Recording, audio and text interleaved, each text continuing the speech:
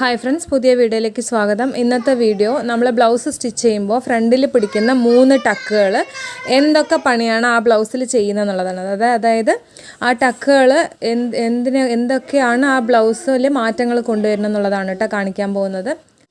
നമുക്ക് ബ്ലൗസിൽ ആദ്യം ഇങ്ങനെ ചെറിയ ചെറിയ കാര്യങ്ങൾ പഠിച്ചിട്ട് പിന്നെ ഞാൻ ഇതിൻ്റെ ബ്ലൗസ് കട്ടിംഗ് ആയിട്ടിടാം. നിങ്ങൾ ആ കട്ടിങ് നോക്കി ചെയ്യുകയാണെന്നുണ്ടെങ്കിൽ 100% നിങ്ങൾക്ക് ഷോൾഡർ ഫോളോ ആവുന്ന പ്രശ്നമോ അതല്ലെങ്കിൽ ഒരു കംപ്ലൈൻറ്റും നിങ്ങൾക്ക് വരില്ല. ഞാൻ പറയുന്ന മെത്തേഡിൽ നിങ്ങൾ കട്ട് ചെയ്ത് സ്റ്റിച്ച് ചെയ്യുകയാണെന്നുണ്ടെങ്കിൽ. അപ്പോൾ അതിന് മുമ്പ് നമ്മൾ വലിയ വീഡിയോസ് ആയിട്ട് ഇടുമ്പോൾ ഈ ചെറിയ ചെറിയ കാര്യങ്ങളൊക്കെ അതിൽ പറയാൻ മറക്കും നമ്മൾ കട്ടിങ് ആയിട്ട് ഇടുമ്പോൾ. അപ്പോൾ അതിനാണ് ചെറിയ ചെറിയ കാര്യങ്ങൾ ഇങ്ങനെ ഓരോ വീഡിയോസ് ആയിട്ട് ഇടുന്നത് കേട്ടോ.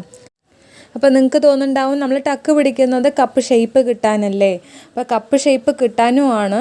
എന്നാൽ അതിലും നമ്മൾ തെറ്റായി ചെയ്ത ചില കാര്യങ്ങളൊക്കെ ബ്ലൗസിൽ മിസ്റ്റേക്ക് വരാൻ സാധ്യതയുണ്ട്. അപ്പോൾ നമുക്ക് ഈ മെയിൻ ടക്കാണ് ആദ്യം നമുക്ക് മെയിൻ ടക്കിൻ്റെ നോക്കാം. മെയിൻ ടക്ക് വന്നിട്ട് 2 സൈഡിൽ, അതായത് സെൻറ്റർ കൊക്കി ഭാഗത്തിൻ്റെ ആ അടിയും അണ്ടർ ബ്രസ്റ്റിൻ്റെ ഏരിയ കവർ ചെയ്ത് തരാനും ഈ തയ്യൽ തുമ്പ് വിടുണ്ടല്ലോ, അപ്പോൾ അവിടുത്തെ ഏരിയ കവർ ചെയ്യാനാണ് ഈ മെയിൻ ടക്ക് ഉപയോഗപ്പെടുന്നത്.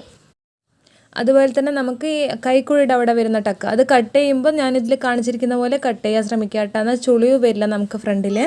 നമുക്ക് ആ ടക്ക് പിടിക്കുമ്പോൾ കറക്റ്റായിട്ട് ഇന്നലത്തെ വീഡിയോയിൽ ബാക്കിൽ ടക്ക് പിടിക്കുമ്പോൾ ഷോൾഡർ ഇങ്ങനെ വിരിഞ്ഞു പോകുന്ന കാര്യം പറഞ്ഞിട്ടുണ്ടായിരുന്നു. അതേപോലെ തന്നെയാണ് നമ്മൾ കൈക്കുഴിയുടെ ടക്ക് പിടിക്കുമ്പോഴും ഷോൾഡർ ചെറുതായിട്ട് ഒരു 1/4 ഇഞ്ചോളം ഇങ്ങോട്ടേക്ക് വലിഞ്ഞു വരും. അതായത് നമ്മുടെ ഷോൾഡറിൻ്റെ അവിടേക്ക് ഇതേപോലെ ഇങ്ങനെ വിരിഞ്ഞ് വരും. ഒരു 1/4 ഇഞ്ചൊക്കെ ഈ വിരിഞ്ഞ് വരുമ്പോൾ നമ്മൾ ഹുക്കിൻ്റെ അവിടുത്തെ ടക്ക് പിടിക്കുമ്പോൾ ഇങ്ങോട്ട് വലിഞ്ഞ ഷോൾഡർ കറക്റ്റ് നമ്മുടെ ഷോൾഡറിൽ തന്നെ വന്ന് നിൽക്കും. നമ്മൾ ടക്ക് പിടിക്കുമ്പോൾ ഈ കൈക്കുഴിയുടെ അവിടുത്തെ ടക്ക് നമ്മുടെ മിഡിൽ ബ്രസ്റ്റ് വരുന്നുണ്ടല്ലോ, ആ മിഡിൽ ബ്രസ്റ്റിൻ്റെ അനുസരിച്ചിട്ടാണ് 1/4 ഇഞ്ചാണോ 1/2 ഇഞ്ചാണോ 3/4 ഇഞ്ചാണോ എന്നുള്ളത് നോക്കുക. അപ്പോൾ അങ്ങനെ കറക്റ്റായിട്ട് നോക്കിയിട്ട് വേണം കൈക്കുഴിയുടെ അവിടുത്തെ ടക്ക് പിടിക്കാൻ. അങ്ങനെ പിടിക്കുമ്പോഴേ ഷോൾഡർ കറക്റ്റായിട്ട് ഷോൾഡറിൽ തന്നെ നിൽക്കുകയുള്ളൂ. ഒരുപാട് പിടിച്ചു കഴിഞ്ഞാലും അല്ല കുറച്ച് പിടിച്ചാലും ഷോൾഡറിൻ്റെ അലൈൻമെൻറ്റ് തെറ്റും.